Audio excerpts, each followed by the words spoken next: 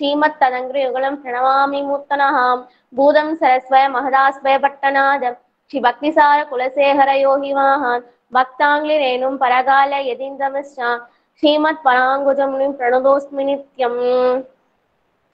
சிவப்பதியான எம்பெருமான் தன்னுடைய சேதனர்களை நல்வழிப்படுத்துவதற்காக வேதம், புராணம் மற்றும் பல தர்ம சாஸ்திரங்களை அருளினான். இவற்றையெல்லாம் எதற்காக என்றால், நாம் இவற்றின்படி அறிந்து அதன்படி நடக்க வேண்டும் என்பதற்காக.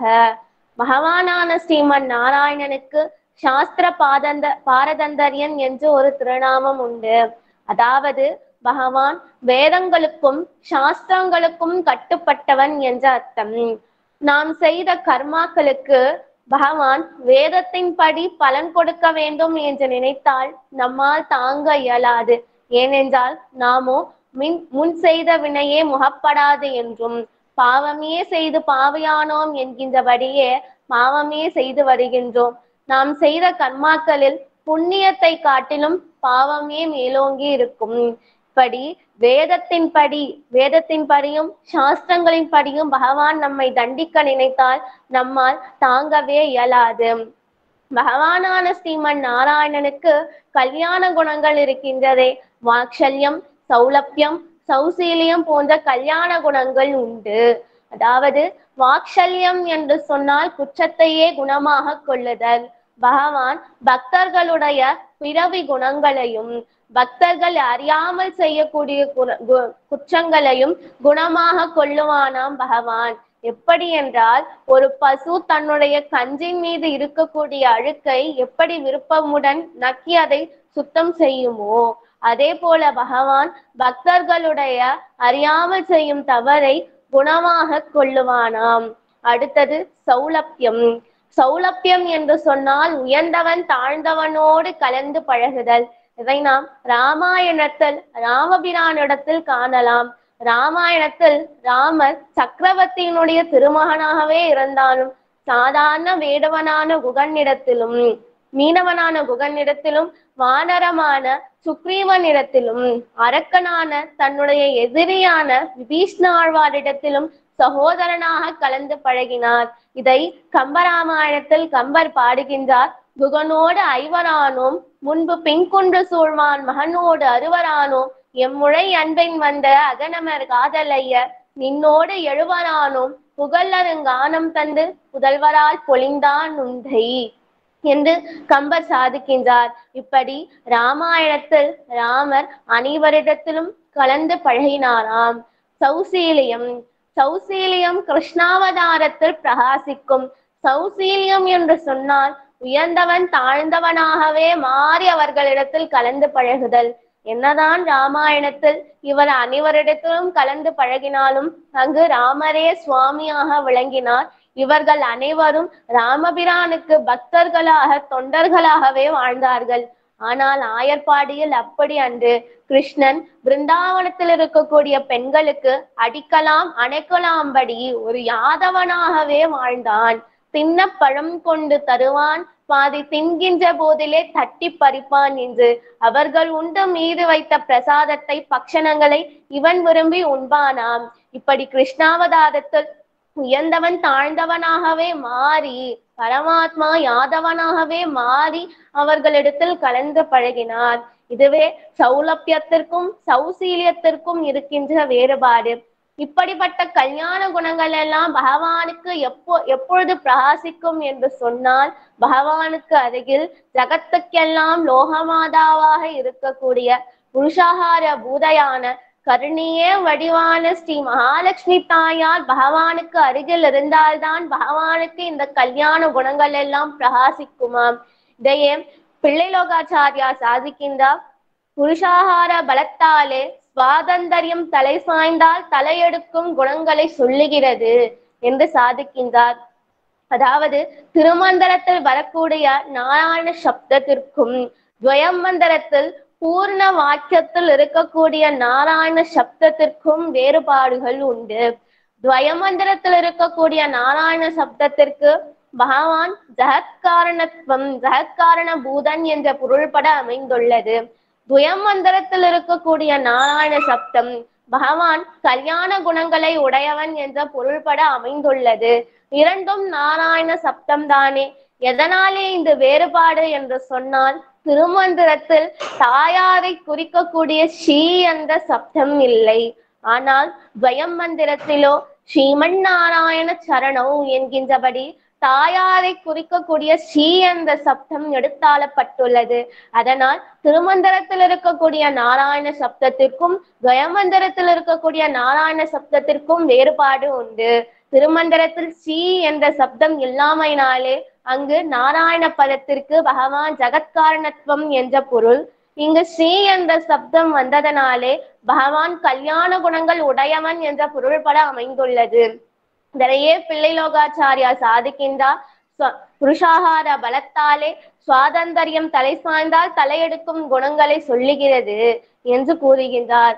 மேலும் பிள்ளைலோகாச்சாரியா சாதிக்கின்றார், பிராட்டியின் சன்னதியாலே காகம் தலை பெற்றது, அது எல்லாமையினாலே ராவணன் தலை சாய்ந்தான்.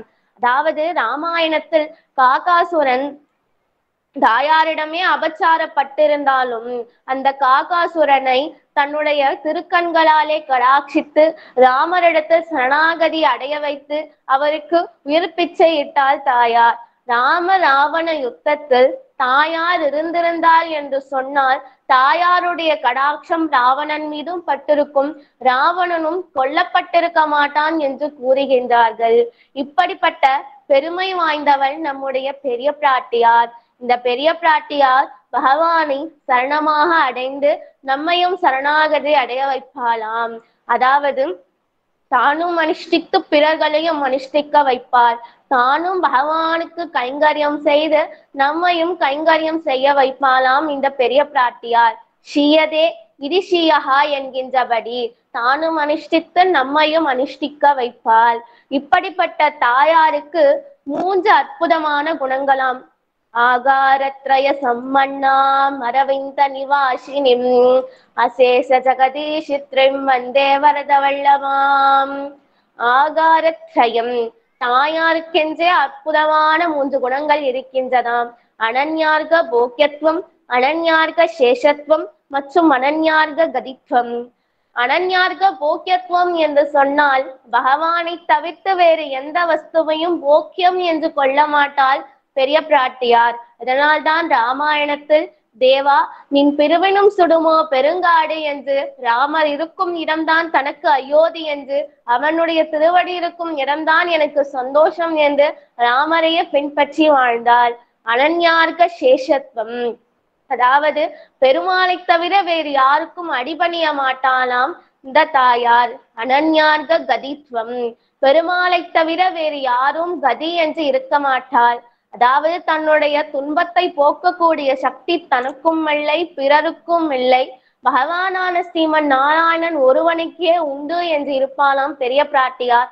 இதை கலைவாய் துன்பம் கலையாதொழிவாய் கலைதன் மற்றில்லேன் என்ற நம்மாழ்வாருடைய வாக்கின்படி இருப்பாளாம் தாயார்.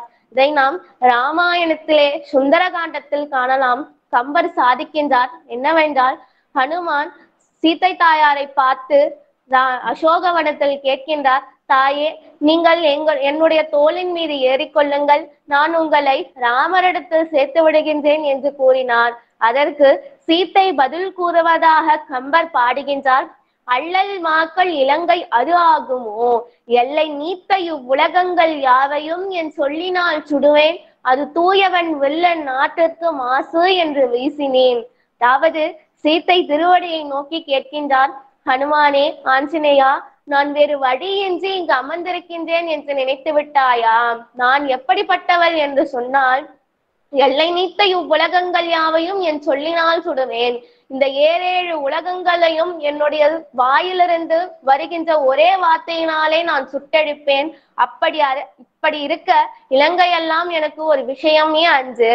அப்படி இருந்தும் நான் எதற்காக இங்கு அமர்ந்திருக்கின்றேன் என்று சொன்னால், அது தூயவன் வெள்ளின் ஆற்றிற்கு மாசு என்று வீசினேன். அப்படி நான் என்னுடைய முயற்சியினாலே என்னுடைய துன்பத்தை போக்கிக் கொண்டால் தூயவனான என்னவனான என் நாயகனான ராமருடைய வில்லுக்கு தான் இழக்கு என்று நினைத்து நான் அவ்வாறு செய்யவில்லை என்று சீத்தை அனன்யார்க கதித்வமாக சுந்தர காண்டத்திலே அசோகவனத்தில் வீற்றிருந்தார் என்று கம்பர் பாடுகின்றார். இப்படிப்பட்ட 3 அற்புதமான குணங்களை தானும் அனுஷ்டித்து பிறரையும் அனுஷ்டிக்க வைப்பாள் தாயார். அனன்யார்க போக்கியத்துவம், அனன்யார்க சேஷத்துவம், அனன்யார்க கதித்துவம் போன்ற 3 அற்புதமான குணங்களை தானும் அனுஷ்டித்து பிறரையும் அனுஷ்டிக்க வைப்பாராம் தாயார். மேலும் பகவானான ஸ்ரீமன் நாராயணன் ஆழ்வார்களுக்கு மயர்வர மதிநலம் அருளும் பொழுது தாயாரை காட்டியே மயர்வர மதிநலம் அருளினான். அதாவது முதலாழ்வார்கள் சாதிக்கின்றார்கள், திருக்கண்டேன் பொன்மேனி கண்டேன், திகழும் அருக்கன் அணிநிறமும் கண்டேன் என்று சாதிக்கின்றார்கள். அதாவது முதலில் திருக்கோவலூர் வீற்றிருக்கக்கூடிய திருவிக்கிரமன் முதலில் அழகிய பொன் தோளால் இருக்கக்கூடிய பூங்கோவல் நாச்சியாரை காட்டி கொடுத்த பின்புதான் கரிய கோல திருவுருவு காண்பன்னான் என்று பின்புதான் தன்னை காட்டி கொடுக்கின்றார். திருக்கண்டேன் பொன்மேனி கண்டேன், திகழும் அருக்கன் அணிநிறமும் கண்டேன். முதலில் அழகிய பொன்னிறத்தில் இருக்கக்கூடிய பூங்கோவல் நாச்சியாரை காட்டி கொடுத்த பின்புதான் அருக்கன் கரிய கோலத்தில் இருக்கக்கூடிய தன்னை காட்டி கொடுத்தான். திருக்கோவலூரில் வீற்றிருக்க திருவிக்கிரமனான ஆயனான். இப்படி அனைத்து ஆழ்வார்களும் தாயாரை முன்னிட்டு கொண்டே பகவானை பாடுகின்றார்கள். மேலும் நம்மாழ்வார் சாதிக்கின்றார், அதாவது துயரரு சுடரடி தொழுதெழு என் மனனே என்று சாதிக்கின்றார். நமக்கு மயர்வர மதிநலம் அருளியது அந்த திருவடிகள் தானே என்று அந்த திருவடிகளை பாடுகின்றார். அப்படிப்பட்ட திருவடி எப்படிப்பட்டது என்று தன்னுடைய 3ஆம் பத்தில் திருவாய்மொழியில் சாதிக்கின்றார். நாளும் நம் திருவுடை அடிகள் தம் நலங்கழல் வணங்கி என்று சாதிக்கின்றார். அந்த திருவடி எப்படிப்பட்டது என்று சொன்னால், எப்பொழுதும் பகவானுடன் வீற்றிருக்கக்கூடிய திருவடி, பகவானுடன் கூடிய திருவடியே நித்தியபோகமானது என்று நம்மாழ்வார் அனுபவிக்கின்றார். இந்த விஷயத்திலே, இந்த ஸ்லோகத்திலே ஈட்டிலே ஒரு ஐதீகம் உள்ளது. அதாவது நஞ்சியருக்கு ஒரு சந்தேகம். அவருடைய ஆச்சாரியரான பட்டரிடத்திலே கேட்கின்றார், எவன் ஒருவன் பெரிய பெருமாளை ஆசிரியித்தானோ, எவன் ஒருவன் பெரிய பெருமாளிடத்தில் சரணாகதி என்று அடைகின்றானோ அவன் பலஸ்பிரதன் ஆகிறான், பலனை அடைந்தவனாக ஆகிறானே, பின்பு எதற்காக நாம் தாயாரை முன்னிட்டு கொண்டு அவனை அடைய வேண்டும் என்று நஞ்சியர் பட்டரிடத்திலே வினவுகின்றார். அதற்கு சுவாமி பட்டரும் இந்த திருவாய்மொழி பாசுரத்தையே மேற்கோள் காட்டினார். நாளும் நம் திருவுடை அடிகள் தம் நலங்கடல் வணங்கி என்ற பாசுரத்தை நீ அறியாயோ? அதாவது நாம் எப்பொழுதும் பகவான் தாயார் முன்பாகவே பகவானை நாம் சேவிக்க வேண்டும். அப்படி சேவித்தோம் என்று சொன்னால் பெரிய பிராட்டியார் நம்முடைய குற்றத்தை போக்கி பகவானுக்கு கருணை மழையை வர வைப்பாள். எனவே நாம் தாயார் முன்பாகவே பகவானை சேவிக்க வேண்டும். தன்னுடைய திருக்கண்களாலே பெரிய பெருமாளை வசப்படுத்தி நமக்கு புருஷாகாரம் செய்ய வைப்பாள் என்று பட்டர் நஞ்சியரிடத்திலே கூறினாராம். இது ஈட்டில் இருக்கக்கூடிய ஐதீகம். மேலும் இந்த பெரிய பெருமாள் எப்படிப்பட்டவன் என்று சொன்னால், பரமபதத்திலே புழை சரக்காக 4 பேருக்கு வசப்பட்டிருப்பானாம் இந்த பெரிய பெருமாள். அதாவது முதலில் ஆதிசேஷனுடைய மடிக்கு வசப்பட்டிருப்பான். ஆதிசேஷன் மீது பகவான் உறங்கும் பொழுது ஒரு தாயினுடைய மடியில் எப்படி ஒரு குழந்தை தூங்குமோ அதை போல உறங்கி கொண்டிருப்பானாம். அடுத்தபடியாக கருடாழ்வாருடைய சிறகுக்கு வசப்பட்டிருப்பானாம். அடுத்தபடியாக விக்ஷக்சேனருடைய செங்கோலுக்கு வசப்பட்டிருப்பானாம். இறுதியாக அந்த பரமபதத்துக்கே அழகு சேர்க்கும்படியாக இருக்கக்கூடிய பெரிய பிராட்டியாருடைய திருக்கண்ணுக்கு பகவான் வசப்பட்டிருப்பானாம். அவளுடைய திருக்கண்ணில் இருக்கக்கூடிய குறிப்பிற்கு மீறி அவர் எந்த ஒரு காரியத்தையும் செய்ய மாட்டாராம். இப்படி பரமபதத்தில் 4 பேருக்கு வசப்பட்டிருப்பானாம் பகவான். மேலும் திருமங்கையாழ்வார் தன்னுடைய சரம பிரபந்தமான திருநெடுந்தாண்டகத்திலே சாதிக்கின்றார் தாயாருடைய சுரூபத்தை பற்றி, தாயாருடைய புருஷாகார தன்மையை பற்றி. அதாவது திருநெடுந்தாண்டகம் என்பது 3 பத்துகளாக பிரிப்பர். முதல் 10, 2ஆம் 10, 3ஆம் 10. முதல் 10 திருமங்கையாழ்வார் தானான தன்மையிலே பாடுகின்றார். 2ஆம் 10 தாய் பாசுரம், 3ஆம் 10 தலைவி பாசுரம். அதில் 2ஆம் 10 பரகால நாயகியாக தன்னை திருமங்கையாழ்வார் பாவித்துக் கொண்டு அந்த பரகால நாயகியை பற்றி அவளுடைய தாயார் கூறுவதாக இப்பாசுரம் இந்த பதிகம் அமைந்துள்ளது. அதாவது இந்த பரகால நாயகி இருக்கின்றாரே, அவர் திருக்கண்ணபுரத்து எம்பெருமானையே திருக்கல்யாணம் செய்து கொள்ள வேண்டும் என்று சிரமாக இருந்தாலாம். அப்பொழுது தாயார் கூறினார், பெண்ணே, உபேயத்தில் துணிவு, தாய்ப்பாசனம் உபேயத்தில் துணிவு என்ற விஷயத்தை காட்டுகின்றது. அதாவது பகவானே வந்து நம்மை அடைய வேண்டியிருக்க நாம் நம்முடைய முயற்சினாலே அவனை அடையக்கூடாது என்று அவளுடைய தாய் கூறினாலும் இந்த பரகால நாயகி கேட்டபாடில்லை. நான் திருக்கண்ணபுரத்து எம்பெருமானையே திருக்கல்யாணம் செய்து கொள்வேன் என்று ஸ்திரமாக இருந்தாள். அப்பொழுது அந்த தாய் அந்த பெண்ணை நோக்கி கூறினார், நீ திருக்கண்ணபுரத்து எம்பெருமானை கண்டு அவனுடைய திருமார்பகத்தை சேவித்து விட்டு வா என்று கூறினார். ஏனென்றால் இவள் அந்த பகவானுடைய திருமார்பகத்தை கண்டால் அங்கு இருக்கக்கூடிய மகாலட்சுமி தாயாரை, பெரிய பிராட்டியாரை பார்ப்பாள். அப்பொழுது பகவானுக்கு திருக்கல்யாணம் ஆகிவிட்டது என்று தன்னுடைய முடிவை மாற்றிக்கொள்வாள் என்று தவறாக நினைத்து விட்டாள். அந்த பரகால நாயகியும் திருக்கண்ணபுரத்தை எம்பெருமானை சேவித்ததும் அவளுடைய முடிவு இன்னும் ஸ்திரமாக மாறிவிட்டது. நான் யார் என்னை பகவானிடத்தில் சேர்த்து வைப்பார் என்று காத்து கொண்டிருந்தேன். அதற்கு புருஷாகாரம் செய்வதற்காகவே பெரிய பிராட்டியார் இருக்கின்றார் என்று நினைத்து ஸ்திரமாக இருந்தாலும் இந்த தன்மையை பார்த்து தாய் பாடுகின்றார். முச்சாரா மனமுளையால் பாவை மாயன் மொய்யகலத்து உள்ளிருப்பால் அகுதும் கண்டற்றால் தன் இறையழிந்தால் ஆவிக்கின்றால் அணியரங்கம் நாடுதுமோ தோழி என்றும் பெற்றேன் வாய்ச்சொல் இறையும் பேச கேனால் பேர்பாடி தன் குழந்தை நகரும் பாடி பொச்சாமர கயம் நீராட போனால் பொறுவச்சால் உன் மகளும் பொண்ணு மகுதே. அதாவது அந்த தாய் பாடுகின்றார், என்னுடைய பெண்ணான பரகால நாயகி இருக்கின்றாரே, அவர் திருக்கண்ணபுரத்தில் எம்பெருமானில் மொய்யகலத்து உள்ளிருப்பாள் என்கின்றபடி எப்பொழுதும் அவனுடைய மார்பை விட்டு நீங்காமல் இருக்கக்கூடிய பெரிய பிராட்டியாரை பார்த்தும் அவளுடைய முடிவு மாறவில்லையே. தன் நிறையறிந்தார் ஆவிக்கின்றார். தன்னுடைய பெண் தன்மையை இழந்து ஆவித்து நான் அவனையே திருக்கல்யாணம் செய்து கொள்வேன் என்று ஸ்திரமாக இருக்கின்றார். அணியரங்கம் ஆடுதுமோ தோழி என்னும் பெற்றேன் வாய்ச்சொல் இறையும் பேச கேனால் என்னுடைய பேச்சை அவள் கேட்பதே இல்லை. பேர்பாடி தன் குடம்பை நகரும் பாடி பொச்சாமரை கயம் நீராட போனால் பொறுவச்சால் உன் மகளும் பொண்ணு மகதே என்று திருக்கண்ணபுரத்தை நோக்கி பரகால நாயகி செல்கின்றார் என்று பெரியவாச்சான் பிள்ளை சாதிக்கின்றார். மேலும் பிள்ளைலோகாச்சாரியார் சாதிக்கின்றார், ராமாயணம் சிறையில் இருந்தவள் ஏற்றம் சொல்லுகிறது. அதாவது ராமாயணம் முழுக்க சீதை பிராட்டியாருடைய பெருமையை பேச வந்ததுதான்.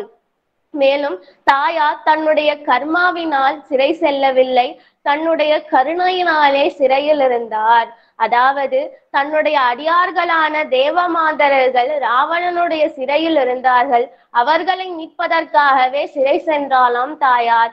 எப்படி ஒரு குழந்தை கிணற்றில் மாற்றிக்கொண்டது என்று சொன்னால் அதே கிணற்றில் தன்னுடைய தாய் குதித்து அக்குழந்தைகளை காப்பாற்றுவார்களோ, அதே போல சீதை தாயார் அதே சிறையிலிருந்து தன்னுடைய அடியவர்களான தேவமாதர்களை காப்பாற்றினாலாம். இதை சுவாமி நம்மாழ்வார் சாதிக்கின்றார். தளிர் நிலத்தார் குறைவில்லாத தனி சிறையில் விலப்புற்ற கிளிமொழியால் என்று சாதிக்கின்றார். அதாவது தாயார் தன்னுடைய கர்ம வினையினாலே சிறைக்கு செல்லவில்லை, தன்னுடைய கருணையினாலே சிறைக்கு செல்கின்றார் என்று நம்மாழ்வார் சாதிக்கின்றார். மேலும் வால்மீகி பகவான் சாதிக்கின்றார், காவியம் ராமாயண கிருத்சனம் சீதாயா சரிதம் பவது என்று ராமாயணத்தை எழுதிய வால்மீகி பகவானே சாதிக்கின்றார். ராமாயண காவியம் முழுக்க சீதை பிராட்டியாருடைய பெருமையை பேச வந்ததுதான் என்று சாதிக்கின்றார். இதையே பட்ட தன்னுடைய குணரத்ன கோஷகத்தில் சாதிக்கின்றார். ஸ்ரீமத் ராமாயண அபி பரமநதி திவ்ய பவது என்று சாதிக்கின்றார். அதாவது ராமாயணம் முழுக்க சீதையினுடைய பெருமையை பேச வந்ததுதான் என்று பட்டர் குணரச கோஷகத்தில் சாதிக்கின்றார்.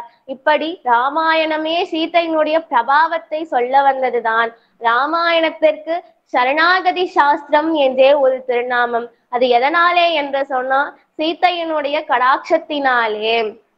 என்று நமது பூர்வாச்சாரியர்கள் சாதிக்கின்றார்கள். வில்லறுத்து மெல்லிய தோல் தோய்ந்தாய் என்னும், அதாவது ராமர் வில்லை முறித்ததே மென்மையாக இருக்கக்கூடிய சீத்தையை திருக்கல்யாணம் செய்து கொள்ள வேண்டும் என்பதற்காகவே. இப்படி சீத்தையும் ராமரும் திருக்கல்யாணம் செய்து கொண்டு அயோத்தி ராஜ்யத்திற்கு வருகின்றார்கள். இதனை பார்த்த வசிஷ்டர், எங்கள் செய்தவத்தின் ராமன் என வந்தோம், சங்கினோடு சக்கரமுடைய தனி முதற்பேர், அம்கண் அரசு ஆதலின் வள்ளி வளர்ப்புள்ளும் மங்கை இவளாம் என வசிஷ்டன் மகிழ்வுற்றான் என்று வசிஷ்டர் மகிழ்ந்ததை கம்பர் சாதிக்கின்றார். அதாவது இந்த ராமர், நாங்கள் செய்த தவத்தினாலே எங்களுக்கு ராமர் என்ற ரத்தினம் கிடைத்து விட்டது. அந்த ராமன் எப்படிப்பட்டவன் என்று சொன்னால், சங்கினோடு சக்கரமுடைய தனி முதற்பேர், மும்மூர்த்திகளில் சங்கையும் சக்கரத்தையும் ஏந்தி கொண்டிருக்கக்கூடிய சாட்சாத் ஸ்ரீமன் நாராயணனே அவன். அம்கண் அரசு ஆதலின் வள்ளி மலர்ப்புள்ளும் மங்கைவலாம் என வசிஷ்டன் மகிழ்வுற்றான். அப்படிப்பட்ட ஸ்ரீமன் நாராயணனுக்கு ஏற்றவாறே நீண்ட அழகிய தண்டுடைய தாமரையில் வீற்றிருக்கக்கூடிய ஸ்ரீ மகாலட்சுமி தாயாரே சீத்தையாக வந்துவிட்டாள். அதனால் நமக்கு ராமாயணம் என்கின்ற அமிர்தம் கிடைத்து விட்டது என்று வசிஷ்டர் மகிழ்ந்ததாக கம்பர் சாதிக்கின்றார். மேலும் இந்த ராமாயணத்திலே திருவடிக்கு ஒரு நினைப்பு வந்தது, ஒரு சிந்தை வந்தது. ஹனுமானுக்கு ஒரு மனதிலே ஒரு விஷயம் தோன்றியது. என்னவென்றால், சாதாரண பெண்ணுக்காகவா ராமர் இவ்வளவு கஷ்டப்படுகின்றார்? அவரோ நைஷ்டிக பிரம்மச்சாரி, ஹனுமானோ நைஷ்டிக பிரம்மச்சாரி. ஒரு சாதாரண பெண்ணுக்காகவா ராமர் இப்படி வாலியை அழித்து சுக்ரீவனை தன்னுடைய சகோதரனாக ஏற்றுக்கொண்டு வானர படைகளை எல்லாம் திரட்டி ஒரு சாதாரண பெண்ணுக்காகவா ராமர் இவ்வளவு கஷ்டப்படுகின்றார் என்று ஹனுமானுடைய மனதில் ஒரு சிந்தை எழுந்தது. அப்பொழுது ராமரோ, பார்த்தால் சீதையை இவர்தான் பார்க்க வைக்க வேண்டும். அதனால் தன்னுடைய மோதிரத்தை ஹனுமானிடத்திலே கொடுத்தாள். எந்த குரங்கினிடத்தில் ராமருடைய மோதிரம் இருந்தாலும் அந்த குரங்கு இலங்கையை தாண்டிவிடும், கடல் கடந்து இலங்கையை தாண்டிவிடும். அப்படி இருக்க ஏன் ஹனுமானிடத்தில் இந்த மோதிரம் கொடுக்கப்பட்டது என்று சொன்னால், சீதையினுடைய பிரபாவத்தை இவன் அறிந்து கொள்ள வேண்டும் என்பதற்காக ராமருடைய மோதிரத்தை பெற்றுக்கொண்டு இக்கரையில் இருந்து அக்கரைக்கு தாவி இலங்கையில் அசோகவனத்தில் சீத்தையை கண்டதும், இந்த பெண்ணை பிரிந்த பின்பும் ராமர் உயிரோடு இருக்கின்றாரே என்று ஹனுமான் நினைத்தாராம். அப்பொழுது சீத்தையை பார்த்து ஹனுமான் கூறினாராம், துல்லியசீல வயோபிருத்தாம் துல்லிய அபிஜன லட்சணாம் ராகவோர் கதி வைதேகிம் தஞ்சேயம் குண அபிதக்ஷனா என்று சாதிக்கின்றார். துல்லியசீல வயோவிருத்தாம், இருவருக்கும் ஒத்த வயது. துல்லியசீல வயோவிருத்தாம் துல்லிய அபிஜன லட்சணாம், இருவருக்கும் ஒத்த குணம். இவன் இக்ஷ்வாக்கு குலம், அவளோ ஜனக குலம். இவருக்கும் சீத்தை பிராட்டிக்கும் ராகவனுக்கும் சொரூபத்திலும் ரூபத்திலும் குணத்திலும் ஐஸ்வர்யத்திலும் அனைத்து விதத்திலும் இருவரும் ஒத்து உடையவராக இருக்கின்றார்கள். அதனால் இவளே ஜானகியாக, இந்த தேவியே ஜானகியாக இருக்க முடியும் என்று ஹனுமான் கூறினார். மேலும் ஹனுமான் சீத்தை பிராட்டியாரை நோக்கி கூறுகின்றார், வராரோகம் மகாபாகே தூதோ ராமஸ்ய தீமஹி ராமநாம்கிதம் சேதம் பஷ்ய திவ்ய அங்குலியகம். அதாவது நான் ராமனுடைய தூதோகம் ராமஸ்ய, நான் ராமருடைய தூதுவன் வந்திருக்கின்றேன். ராம பொறிக்கப்பட்ட அந்த மோதிரத்தை பாருங்கள், பஷ்ய தேவி அங்குலியகம், அந்த மோதிரத்தை பாருங்கள் என்று ஹனுமான் சீத்தையின் இடத்திலே கூறினாலாம். அதற்கு சீத்தையோ தன்னுடைய மனதில் சிந்தை செய்தால், என்ன இவன் தாசன்னு சொல்லாம தூதுவன்னு சொல்றாரே, ராமருக்கு பாடம் எடுக்க தெரியலையே. அதனால் தூதுவன் என்றால் ஒரு பட்டம் அல்லவா, கூலி கொண்டு அடிமை கொள்வாரை போலே. அதாவது தூதுவன் என்பது ஒரு வேலை அல்லவா, தாசன் என்றுதானே சொல்ல வேண்டும் என்று சீத்தை மனத்தில் சிந்தை செய்தாலாம். இக்கரையில் இருந்த அக்கரைக்கு தாவி ராமரை கண்டதும் ஹனுமான் கூறுகின்றான், அகம் தாசோகம் கோசிலேந்திரஸ்ய என்று கூறினான். நான் கோசிலேந்திரனான ராமனுக்கு தாசன் வந்திருக்கின்றேன் என்று கூறியதும் ராமபிரான் புரிந்து கொண்டார். தூதுவன்னு சென்ன பக்தனை தாசன் என்று மாற்றிருக்கின்றாள் என்று சொன்னால் அது சீத்தையினுடைய கடாட்சத்தினாலே இருக்க முடியும் என்று ராமர் குறிப்பாக உணர்ந்து மகிழ்ந்தாராம். மேலும் ராம தூதுவனாக ராமருடைய மோதிரத்தை எடுத்து கொண்டதனால் ஹனுமானுக்கு கிடைத்ததோ வாலில் தீ.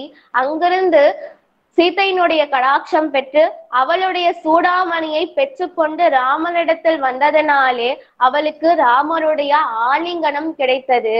இப்படி தூதுவன்னு சென்ற பக்தனை தாசன் என்று ராமருக்கு ஆட்கொள்ள வைத்தது இந்த சீதை பிராட்டியாதான். மேலும் அசோகவனத்தில் இருந்து கொண்டே இதித சகி தர்மக்ய சரணாகத வத்சல தேனமைத்தி பவது தேயதி ஜீவமிஷ்யசி. அதாவது சீத்தை ராவணனை நோக்கி கூறுகின்றார். அதாவது நீ உயிர்ப்பிக்க வேண்டும் என்று சொன்னால் நீ ராமரிடத்தில் சரணாகதி அடைந்து விடு. சரணாகத வத்சல, எவன் ஒருவன் ராமரிடத்தில் சரணாகதி என்று அடைகின்றானோ அவனுக்கு ராமர் வாக்ஷல்யமாக இருப்பார் என்று சீதை கூறுகின்றார். இப்படி அசோகவனத்தில் இருந்து கொண்டே பரமாத்மாவான ராமரை பற்றியும், மேலும் நகச்சின் நபராக்கியதி, தவறு செய்பவர்கள் யாரும் இல்லை என்று ஜீவாத்மாவை பற்றியும் அசோகவனத்தில் இருந்து கொண்டே இருவரையும் ஒன்று சேர்ப்பவள் இந்த சீதை பிராட்டி. இப்படி சீத்தை இலங்கையில் இருக்கின்றார் என்ற செய்தியை கேட்டதும் ராமர் தன்னுடைய வானர சேனைகள் எல்லாம் கொண்டு இலங்கைக்கு பாலம் கட்ட துவங்குகின்றார். இந்த செய்தியை திருநெடுந்தாண்டகத்திலே திருமங்கையாழ்வார் குறிப்பிடுகின்றார். அலைக்கடலை கடைந்து அடைத்த அம்மான் தன்னை என்று சாதிக்கின்றார். அதாவது சத்திய யுகத்திலே பெரிய பிராட்டியாருக்காக அலைக்கடலை கடைந்தானாம் எம்பெருமான்.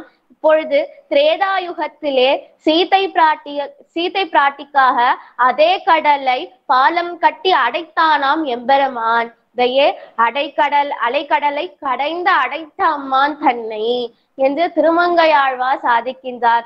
இப்படி பாலம் கட்டி ராமராவண யுத்தம் முற்று பெற்றது.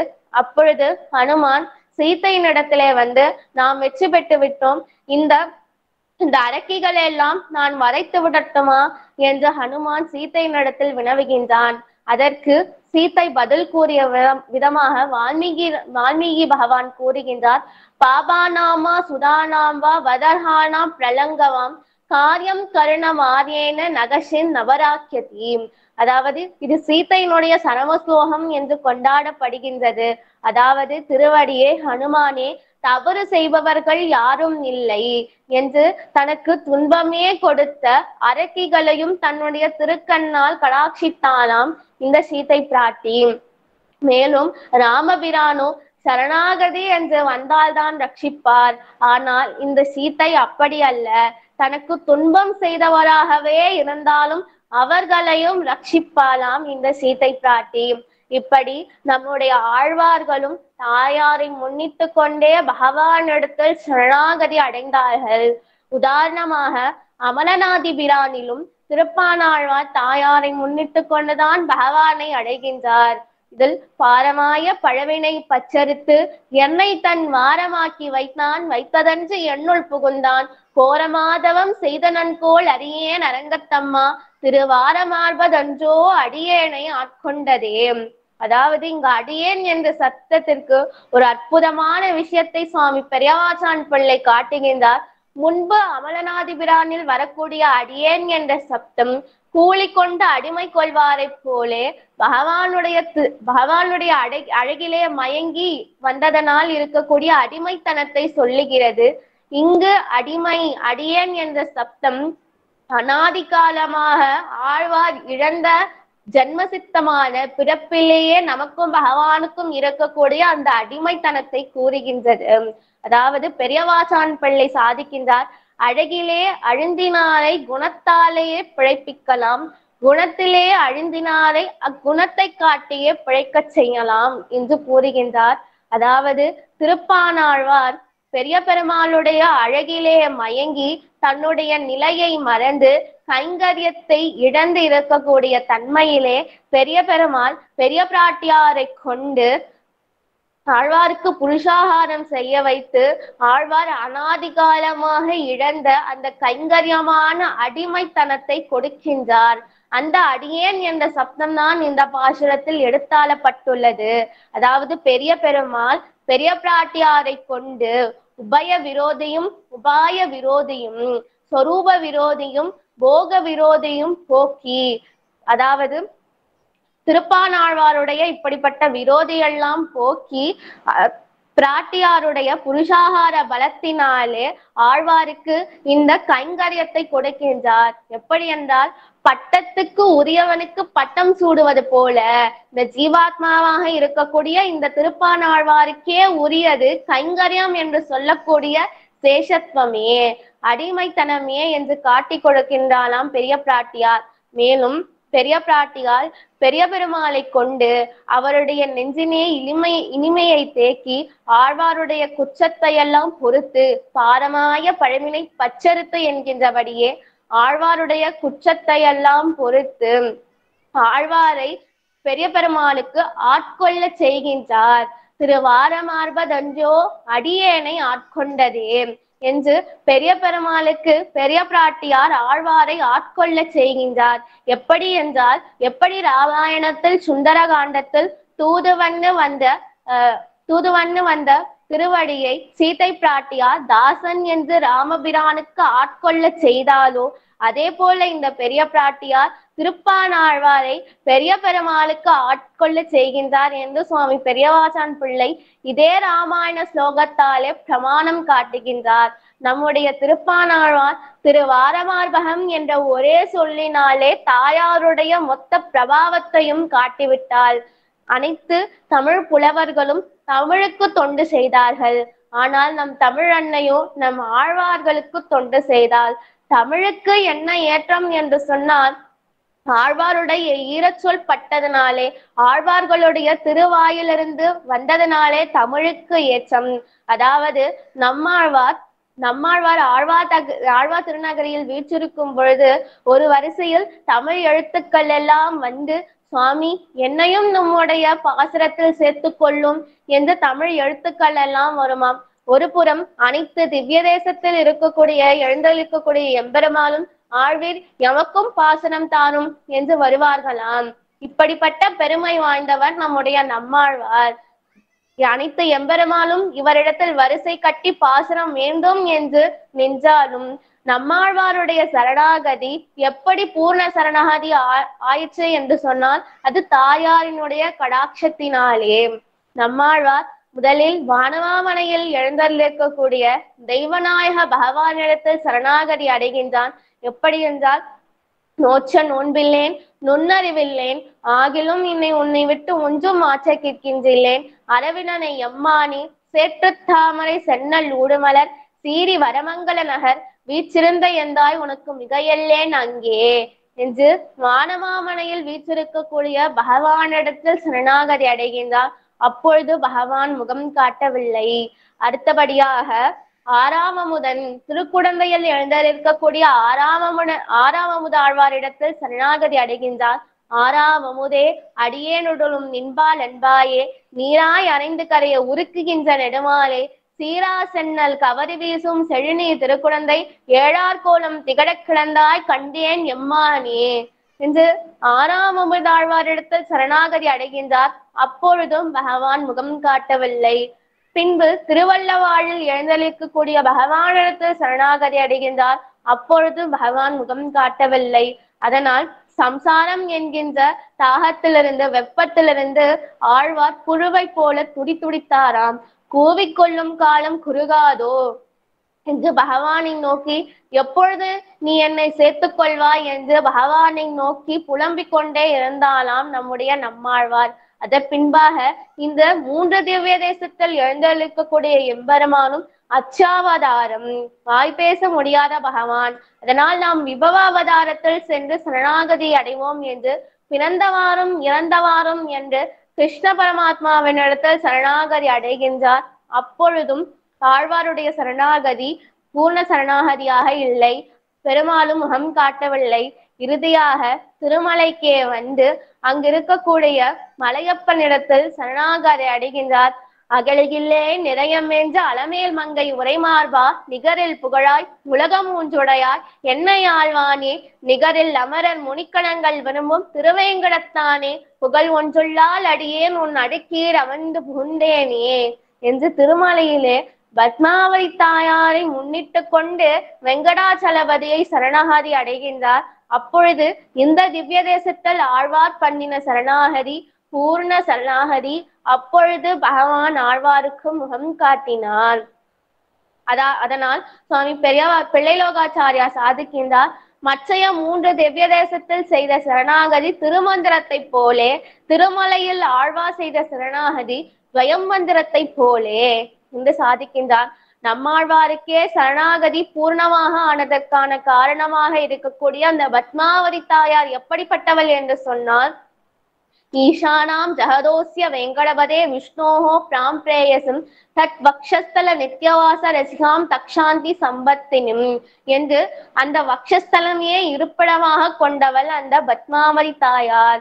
மேலும் ஸ்ரீசுக்தம் பாஞ்சராத்ம ஆகமத்தில் தாயாரை பற்றி கூறுகின்றது. ஓம் ஹிரண்யவர்ணாம் ஹரிணிம் சுவர்ணரதவஸ்தஜாம் சந்திராம் ஹிரண்மயீம் லக்ஷ்மீம் ஜாதவேதோமவாம் என்று சாதிக்கின்றது. அதாவது ஹிரண்யவர்ணாம் லக்ஷ்மி, பொன்னிறத்தை போல இருக்கக்கூடியவள் இந்த மகாலட்சுமி தாயார். மாநிலத்தில் இருக்கக்கூடியவள், சந்திரனை போன்ற ஆனந்தமாக இருக்கக்கூடியவள் என்று ஸ்ரீசுக்தம் கொண்டாடுகின்றது. இதை அப்படியே கம்பர் அழகாக கொண்டாடுகின்றார். மஞ்சக்கும் மலகு ஓதி மழையக்கும் வழித்த கூந்தல், பஞ்சக்கும் அடிகள் செய்ய பவளத்தின் விரல்கள் ஐய, அஞ்சொற்கள் அமுதத்தில் அள்ளி கொண்டவள் வதனம் மைது, கஞ்சத்தின் அளவில் ஏறி கடலினும் பெரிய கண்கள். அதாவது சூர்பனகை ராவணனிடத்தில் சீத்தையை பற்றி கூறுகின்றார். அவள் எப்படிப்பட்டவள் என்றால், கார்மேகமாக இருக்கக்கூடிய அவளுடைய கூந்தல் மழை துளிகளை பின்னல் இடுவது போன்று இருக்கக்கூடியது அவளுடைய கூந்தல், அவருடைய திருமுடிகள் என்று சூர்பனகை கூறுகின்றார். மேலும் பஞ்சக்கும் அடிகள் செய்ய, பஞ்சையை விட மிகவும் மென்மையாக இருக்கக்கூடிய அவளுடைய திருக்கைகளில் பவளத்தை போன்று இருக்கின்றது அந்த விரல்கள். அஞ்சக்கும் அழகோதி அவ்வமுத முகத்தில் அள்ளி கொண்டவள். இப்படிப்பட்ட அமிர்தமான அழகையெல்லாம் தன்னுடைய முகத்தில் அள்ளி கொண்டு இருக்கின்றாள் அந்த ஜானகி. அப்படிப்பட்ட சுந்தரியான அழகியான ஜானகி இல்லாத ஒரே குறைதான் இந்த இலங்கைக்கு என்று சீதையை பற்றி வஞ்சனமாக ராவணனிடத்தில் கூறுகின்றான். என்னதான் இவள் வஞ்சனமாக கூறினாலும் அதில் தாயாருடைய சீத்தையினுடைய அத்தனை அழகையும் தெரிகின்றது. கடலினும் பெரிய கண்கள். இந்த ராமாயணத்தில் அனைத்து பக்தர்களையும் கடாட்சிப்பதற்காகவே கடலில் இருக்கக்கூடிய மீன்களை போன்ற கண்ணழகை படைத்தவள் என்று சூர்பனகையே ராவணனிடத்தில் கூறுகின்றார். மேலும் ராமாயணத்தில் சீத்தையினுடைய கற்பு நிலை எப்படிப்பட்டது என்று சொன்னால், அதாவது அங்கு ராவணனுடைய அரண்மனையில் வீற்றிருக்கக்கூடிய அரக்கர்கள் எல்லாம் சீத்தையை பற்றி ராவணனிடத்தில் கூறுகின்றார்கள். ஆனதோர் வெஞ்சமர் அழகில் கற்புடை ஜானகி துயரினம் தவித்ததில்லையோ, வளர்ந்த வான்புகள் போனதோ புகுந்ததோ கொஞ்சம் காலமே. அந்த அரக்கர்கள் எல்லாம் ராவணனிடத்தில் ஆனதோர் வெஞ்சமர் அழகில் கற்புடை ஜானகி துயரினம் தவித்ததில்லையோ, கற்புக்கு அரசியான ஜானகியினிடத்திலே நீ அபச்சாரம் பட்டு விட்டாய், அதனால் அரக்க குலமே அழிவது நிச்சயம். அதனால் நீ சீத்தையை விட்டுவிடு, பிராட்டையை விட்டுவிடு என்று கூறினார்கள். ராவணனோ கேட்டபாடில்லை. விபீஷ்ணாழ்வார் ராவணனை நோக்கி சீத்தையை பற்றி கூறுகின்றார். தீயடை குளித்த அத்தெய்வ கற்பினால் வாயிடை ஒழிந்த சொல் வறுக்க வல்லமோ. அதாவது தீயில் குளித்த அந்த கற்புக்கு அரசியான ஜானகியினுடைய வாயிலிருந்து நோயோனுக்கு நானே நீ அழியக்கூடிய நோயாவேன் என்று அந்த தேவி கூறினாள் அல்லவா, அந்த சொல் மறுக்கலாகுமோ.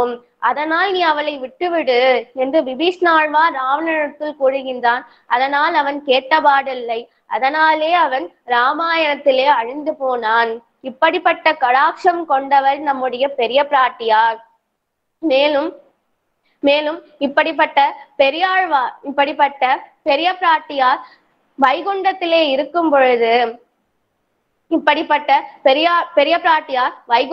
இருக்கும் பொழுது பெருமாளை கண்ணல் அமுதே என்றும் அலைக்கடல் கடைந்த ஆறாம் அமுதே என்றும் பெருமாளை அனுபவித்துக் கொண்டிருந்தாலும் அவளுடைய மனம் அங்கு பரிபூர்ணமாக இருக்காது.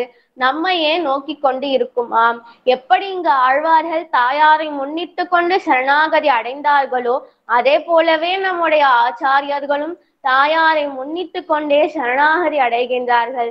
சுவாமி ராமானுஜரும் தன்னுடைய சரணாகதி கத்தியத்தில் தாயாரை முன்னிட்டு கொண்டே சரணாகதி அடைகின்றார். பங்குனி உத்திர நன்னாள் அன்று, அதற்கு முன்னால் நம்பெருமாள் உறையூர் நாச்சியாரிடத்தில் சேர்த்து கண்டருளிவிட்டு ஸ்ரீரங்கத்திற்கு எழுந்தருளுகின்றார். அப்பொழுது பெரிய பிராட்டியாரோ, நேற்று நீர் எங்கு சென்றையோ அங்கே புறப்படலாம் என்று திருக்கதவுகள் எல்லாம் சாற்றி கொண்டால், அப்பொழுது நம்மாழ்வார் வந்து இருவரையும் சமாதானம் செய்து வைக்கின்றார். அப்பொழுது பெரிய பிராட்டியாரோ, நம் பெரியவன் சொல் கேட்டு பெருமாளை பொறுத்தோம், நம்மாழ்வாருடைய சொல்லை கேட்டு நான் பெருமாளை பொறுத்தேன் என்று சமாதானம் செய்து வைத்து இருவனும் பங்குனி உத்திர நன்னாள் என்று சேர்த்து கண்டருளுகின்றார்கள். இந்த உற்சவம் பிரம்மா நிகழ்த்தியது. பிரம்மா ராமருக்கு கொடுத்தான், ராமர் விபீஷ்ணாழ்வாருக்கு கொடுத்தான். விபீஷ்ணாழ்வாரே முதலில் திருவரங்கத்தில் இந்த உற்சவத்தை ஏற்படுத்தி வைத்தார். அப்பொழுது பெருமாளும் தாயாரும் சேர்த்து கண்டருளும் பொழுது சுவாமி ராமானுஜர் சரணாகதி அடைகின்றார். அதனாலேயே அந்த மண்டபத்திற்கு விபீஷ்ண சரணாகதி மண்டபம் என்ற திருநாமம். ஓம் பகவன் நாராயண அபிமதானுரூப சொரூப ரூப குணவிப வைஸ்வர்யம் சீலாக்கிய நவதிக அதிசய அசங்கேய கல்யாண குணகணாம் பத்மவனாலயாம் பகவதிம் ஸ்ரீயம் தேவிம் நித்யான வாயினும் நிரவத்யாம் தேவதேவ திவ்ய மகிஷும் அகில ஜெகன்மாதரம் அஸ்மன் மாதரம் அசரண சரணம் அகம் பிரபத்யே என்று இந்த பெரிய பிராட்டியார் பெரிய பெருமாளுக்கு சொரூபத்திலும் உரூபத்திலும் குணத்திலும் அழகிலும் சௌந்தரியத்திலும் என்று நவவிதமான சம்பந்தம் அத்தனையும் பெரிய பிராட்டியாருக்கும் பெரிய பெருமாளுக்கும் ஒத்து இருக்கின்றது என்று கூறி சுவாமி ராமானுஜன் பெரிய பெருமாளிடத்தில் நம்பெருமாளிடத்தில் சரணாகதி அடைகின்றார். அப்பொழுது ராமானுஜர் பெரிய பெருமாளிடத்தில் நமக்கு மோட்சம் வேண்டும் என்று கேட்க அதுக்கு பெரிய பெருமாளோ, அஸ்துதே ததைக சர்வம் சம்பத்யதே, உமக்கு நாம் பெருவீடு கொடுத்தோம் என்று மோட்சத்தை கொடுத்தாலும் சுவாமி ராமானுஜருடைய முகத்தில் பாதி புன்னகையே தென்பட்டது.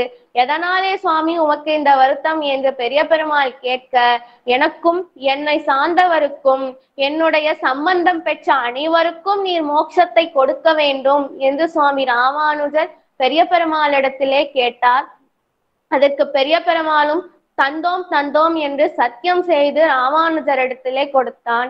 இப்படிப்பட்ட ராமானுஜருடைய பரமாச்சாரியாரான சுவாமி ஆளவந்தார் தாயாருக்கென்றே சதுஸ்லோகி என்ற அற்புதமான கிரந்தம் இயற்றியுள்ளார். அற்புதமான கிரந்தத்தை அருளி செய்தார். அது சதுஸ்லோகியினுடைய அவதாரிகையில் ஒரு அற்புதமான விஷயத்தை காட்டுகின்றார் சுவாமி ஆளவந்தார். அற்புதமான விஷயத்தை காட்டுவதாக பெரியவாச்சான் பிள்ளை சாதிக்கின்றார். அதாவது நம்பெருமாளுக்கும் இதர தெய்வத்திற்கும் இருக்கக்கூடிய வித்தியாசம் எதுவென்று சொன்னால் ஜெகத்காரணத்துவமும் மோட்ச பிரதத்துவமுமே. அதாவது பகவானே இந்த ஜகத்தை சிருஷ்டித்தான். எப்படி என்றால், ஏகோவை நாராயணஹா நா பிரம்மா நா ஈசானஹா என்கின்றபடியே அவனே இந்த அனைத்து லோகத்தையும் சிருஷ்டித்தான். இதை திருநெடுந்தாண்டகத்திலே திருமங்கையாழ்வார் சாதிக்கின்றார். பாரிடந்து பாதையுண்டு பாருமிழ்ந்து பாரளந்து பாறையாண்ட பேராளன் என்கின்றபடி அவனே இந்த லோகத்தை சிருஷ்டித்தான்.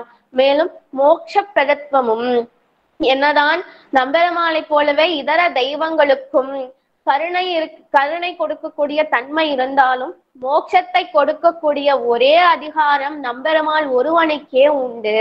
இந்த இரண்டு குணங்கள் தான் நம்பெருமாளுக்கும் இதர தெய்வங்களுக்கும் இருக்கக்கூடிய வித்தியாசம். இந்த இரண்டு குணங்கள் பெரிய நம்பெருமாளுக்கு எப்படி வந்தது என்று சொன்னால், ஸ்ரீய பரித்வ நாராயண வங்களாலே வந்தது. அதாவது பெரிய பெருமாள் தாயாருடன் நித்தியமாக கூடியிருக்கக்கூடிய அத்தன்மையினாலே வந்தது என்று சுவாமி பெரியவாச்சான் பிள்ளை சாதிக்கின்றார். சுவாமி ஆளவந்தாரோ தன்னுடைய முதல் ஸ்லோகத்திலே காந்தியஸ்தே புருஷோத்தமஹா பணிவதின் செய்யாசனம் வாகனம் வேதாத்மா விககேஸ்வரோ யவனிஹா மாயா ஜன்மோகினிம் பிரம்மேசாதி சுரவ்ரஜ சதயீ தத்வ தாச தாச ஸ்ரீஹனஹா ஸ்ரீ இத்தேவச்ச நாமதே பகவதிம் ரூமகதம் வாம் வயம் என்று சாதிக்கின்றார். அதாவது இந்த பெரிய பிராட்டியார் இருக்கின்றாரே, புருஷோத்தமனுக்கு அனைத்து விதத்திலும் காந்தியாக பொருத்தமுடையவளாக இருக்கின்றாளாம் இந்த பெரிய பிராட்டி. காந்திய காந்தியஸ்தே புருஷோத்தமகா பணிவரின் செய்யாசனம் வாகனம். எப்படி ஆதிசேஷன் பகவானுக்கு படுக்கையாக இருக்கின்றாரோ அதே போல பிராட்டியாருக்கும் இருக்கின்றார். எப்படி அழகிய சிறகு கொண்ட கருடாழ்வார் பகவானுக்கு வாகனமாகவும் ஆசனமாகவும் இருக்கின்றாரோ அதே போலவே தாயாருக்கும் இருக்கின்றார். எப்படி யோகமாயா பகவானுக்கு முகம் திரையாக இருக்கின்றதோ, தைவி சேஷா குணமயி மமமாயா துரட்சையா என்கின்றபடி பகவானுக்கு எப்படி யோகமாயா திரைசீலையாக இருக்கின்றதோ அப்படியே தாயாருக்கும் யோகமாயா திரைசீலையாக இருக்கின்றது. தாச தாச ஸ்ரீஹனஹா, எப்படி பிரம்ம ருத்ராதி இந்தர்கள் பகவானுக்கு தாசனாக இருக்கின்றார்களோ அதே போல பெரிய பிராட்டியாருக்கும் பிரம்மா ருத்ராதி இந்தர்களும் அவளுடைய தேவியார்களும் சேர்ந்து தாயாருக்கு தாசியாக இருக்கின்றார்கள். இப்படிப்பட்ட பெருமையை வாய்ந்தவள் நம்முடைய பெரிய பிராட்டியார். இப்படி பெரிய பிராட்டியால் வைகுண்டத்தில் இருந்தாலும் அவளுடைய மனம் அங்கு பரிபூர்ணமாக இருக்காது, நம்மையே நோக்கி கொண்டிருக்கும். அவளுடைய கருணை மலையின் நினைவும் விளக்கு பொன் போல இருவரையும் சேர்த்து வைப்பாள். அவள் ஒரு பொழுதும் நம்மை கைவிட மாட்டாள். ஆழ்வார் எம்பெருமானாஜிய திருவடிகளே சரணம். திருக்கோவலூர் எம்பெருமானாஜிய திருவடிகளே சரணம். கோவிந்தாச்சாரியன் திருவடிகளே சரணம். அடியேன் சுவாமி.